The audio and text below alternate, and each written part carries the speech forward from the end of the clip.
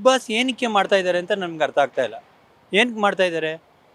ಸುಮ್ಮನೆ ಎಲ್ಲ ಕಾಂಟ್ರವರ್ಸಿ ಮಾಡ್ಕೊಂಡು ಹೆಂಗಸ್ರುಗಳು ಹೆಣ್ಮಕ್ಳುಗಳಿಗೆ ಇಲ್ಲದೆಲ್ಲ ಬೈಕೊಂಡು ಏನಕ್ಕೆ ಮಾಡ್ಬೇಕು ಅದನ್ನು? ಜಗದೀಶ್ ಅವರು ಒಂದು ಕಡೆ ಓಕೆ ಅನ್ನಿಸ್ತದೆ, ಒಂದು ಕಡೆ ಅವ್ರು ಮಾಡ್ತಾ ಇರೋದು ತಪ್ಪು ಅನ್ನಿಸ್ತದೆ. ಸುದೀಪ್ ಅವರು ಮಾಡಬೇಕು, ಅವರು ಲಾಸ್ಟ್ ಮಾಡಬಾರ್ದು. ಏನಕ್ಕೆ ಅಂದರೆ ಅಲ್ಲಿ ಜಸ್ಟಿಸ್ ಕೊಡೋದೇ ಅವರೊಬ್ಬರೇ. ಅಲ್ಲಿ ಇವಾಗ ಅಲ್ಲಿ ಬಿಗ್ ಬಾಸ್ ಮಾತು ಕೇಳ್ತಾ ಇಲ್ಲ ಅವರು. ಸರ್ ಬಿಗ್ ಬಾಸ್ ನೋಡ್ತೀರಾ? ಹೌದು ಸರ್, ನೋಡ್ತಾ ಇದ್ದೀನಿ. ಲಾಯರ್ ಜಗದೀಶ್ನ ಬಿಗ್ ಬಾಸ್ ಮನೆಯಿಂದ ಈಚೆ ಹಾಕಿದ್ದಾರೆ, ಏನು ಅನ್ಸುತ್ತೆ ನಿಮ್ಗೆ ಅದ್ರ ಬಗ್ಗೆ?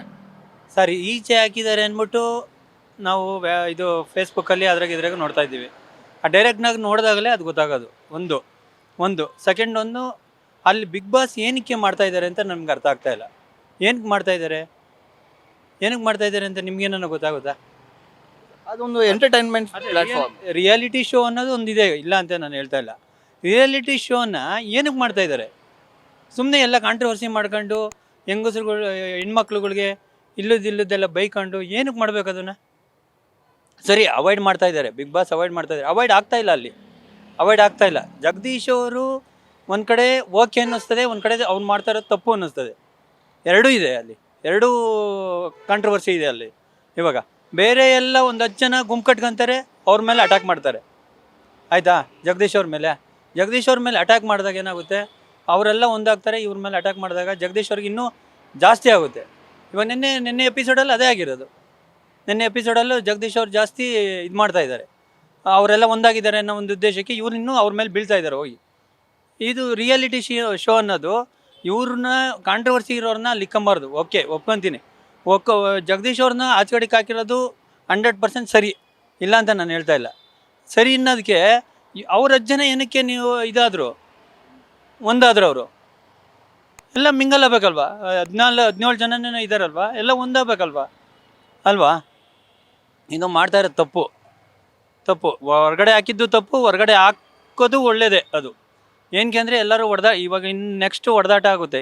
ನಿನ್ನೆ ಆಗಿಲ್ಲ, ಅದು ಇವತ್ತು ಆಗ್ಬೋದೇನೋ, ನನಗೂ ಗೊತ್ತಿಲ್ಲ. ಅದು ನಾವೇನು ಫೇಸ್ಬುಕ್ಕಲ್ಲೆಲ್ಲ ನೋಡ್ತಾ ಇದ್ದೀವಿ, ಅದು ನಿಜನ ಸುಳ್ಳ ನಮಗೂ ಗೊತ್ತಿಲ್ಲ. ಹೊರಗಡೆ ಹಾಕಿದ್ದಾರೆ ಅನ್ನೋದು ಇವಾಗ ತಾನೇ ನಾನು ನೋಡಿದ್ದೀನಿ, ಅದು ನಮಗೂ ಗೊತ್ತಿಲ್ಲ.